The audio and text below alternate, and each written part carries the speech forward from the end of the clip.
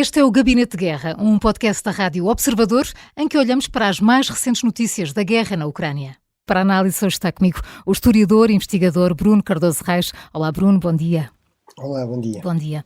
Bruno Cardoso Reis, de que forma é que o ataque em Moscou vai ser explorado politicamente pela Rússia? Putin pode usar isto para, por exemplo, impor uma lei marcial para controlar a população? Eu penso que é possível que o regime utilize, e esteja a utilizar, aliás, o atentado, por exemplo, para tentar mobilizar a população, criar mais hostilidade ainda em relação à Ucrânia. Em relação à questão da dimensão interna, certamente também reduz qualquer espaço, digamos, à oposição para fazer críticas ao regime, embora elas fossem mais que justificadas por causa das enormes falhas de segurança que isto revelou, e portanto também por isso podia ser usada para este efeito, mas a questão é que realmente o regime já é tão repressivo, já é tão discricionário. No fundo, o aparelho judiciário não tem qualquer independência.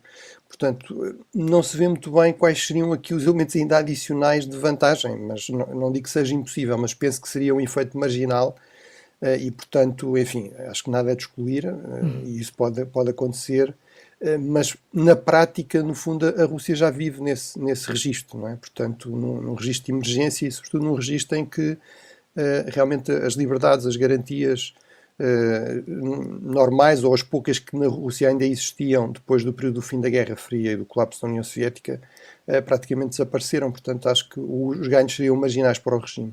Mas Putin insiste em apontar indiretamente a responsabilidade a Kiev, não faz referência à reivindicação do ataque pelo proclamado Estado Islâmico.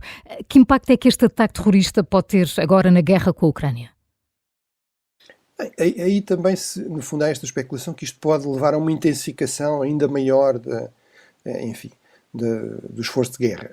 É verdade que, em termos da propaganda, levou a um aumento da retórica de hostilidade à Ucrânia e até houve propagandistas a defender coisas como, mais uma vez, a utilização de armas nucleares contra a Ucrânia. Enfim, vamos acreditar que toda a pressão internacional que foi feita sobre a Rússia para isso não acontecer continua a ter efeito, não apenas da parte dos países ocidentais e dos Estados Unidos, enfim, inclusive temos informações que os Estados Unidos ameaçaram que se houvesse uma utilização de um armamento desse tipo, que os Estados Unidos iriam intervir diretamente no conflito e que iriam garantir, inclusive, fazer ataques contra as forças convencionais russas, no fundo anular o efeito militar em termos de vantagem que isso poderia ter, e também que a Índia, por exemplo, e a China, que são parceiros importantes da Rússia, ainda mais neste contexto de sanções com o Ocidente, também foram muito claras e até públicas a dizer que isso não deveria acontecer. E realmente, enfim, quem olhar para os factos e, enfim, para aquilo que objetivamente sabemos, percebe que não só nenhuma prova foi apontada, como seria muito estranho que a Rússia conseguisse, de repente, depois de uma enorme falha dos seus serviços de informações, ter informação desse tipo, como também não faria nenhum sentido que a Ucrânia, enfim, por muito que tenha aqui uma relação de conflito com a Rússia, se aproximasse de um grupo que é um inimigo da Rússia, mas também é um inimigo dos Estados Unidos, dos países ocidentais, da Europa, que são aliados absolutamente cruciais da Ucrânia, e, portanto, arriscar, no fundo, essa aliança absolutamente vital, criando aqui ligações com um grupo que sabe que é um inimigo jurado, portanto, desses países, que são cruciais para o esforço de guerra da Ucrânia. Portanto, de facto, nada disso faz sentido, mas não se exclui que sim, que haja aqui algum esforço. O problema aí qual é? O que é que a Rússia consegue fazer mais e de pior? Ou seja, exatamente. Por um lado, em termos de meios, não é? Portanto, inclusive de tropas, em termos de munições, portanto, certamente haverá aqui um esforço para intensificar a guerra contra a Ucrânia, mas há limites que têm a ver sobretudo com isso, quer dizer, por muito que, enfim, obviamente estou a excluir aqui o armamento nuclear pelas razões que já referi, mas de facto dentro do armamento convencional a Ucrânia tem grandes problemas, como nós sabemos, com o prolongar do conflito, mas a Rússia também tem, menos, mas também tem. Bruno, o ministro da Defesa britânico, Grant Shapps, diz que a destruição pela Ucrânia de 2 navios de guerra russos em Sebastopol, na Crimeia, é um momento histórico que pode mudar a dinâmica do conflito no Mar Negro. É também a tua opinião?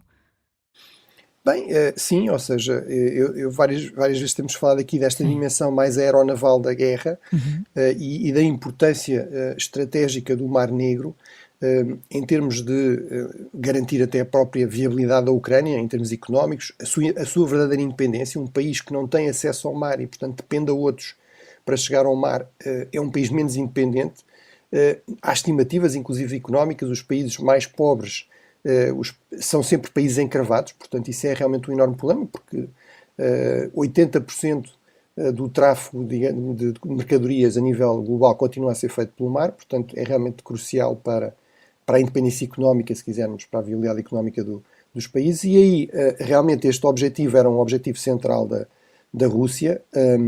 A questão de controlar a Crimeia tinha muito esta justificação de ser, digamos, uma península que é absolutamente central para o controle do Mar Negro, e tem sido uma preocupação da Rússia desde o século XVII controlar essa região. Aqui a grande ironia é que realmente esta guerra era suposto consolidar isso. Aquilo que aconteceu foi exatamente o contrário. Na prática, a Rússia tinha continuado a usar a Crimeia, até quando ela era ucraniana, ao abrigo de um acordo, tinha continuado a ter bases na Crimeia, em Sebastopol, continuou a usar a Crimeia como a sua grande plataforma aeronaval para projetar poder no Mar Negro, e como resultado desta guerra isso passou a ser cada vez mais difícil e portanto, estima-se que já à volta de 30% da frota do Mar Negro foi ao fundo, portanto foi afundada pela Ucrânia, e na prática a Rússia tem sido forçada a retirar essa frota cada vez para mais longe da Crimeia, portanto não só para a Rússia, mas agora já está naquela zona da Abcásia, que é uma zona da Geórgia que foi ocupada por separatistas favoráveis à Rússia, portanto está quase, digamos, no limite mais a sul e mais a leste, consegue afastar-se da Ucrânia, e portanto isso realmente é um resultado dos mais importantes deste conflito, e que vai para além, digamos, destas evoluções do dia-a-dia, de perder alguns quilómetros aqui ou ganhar alguns acolá. O Gabinete de Guerra é um podcast da Rádio Observador. Vai para o ar de segunda a sexta, depois do noticiário das 9h30 da manhã, e tem uma nova edição depois da síntese das 4h30 da tarde. E está sempre disponível em podcast. Eu sou a Maria João Simões.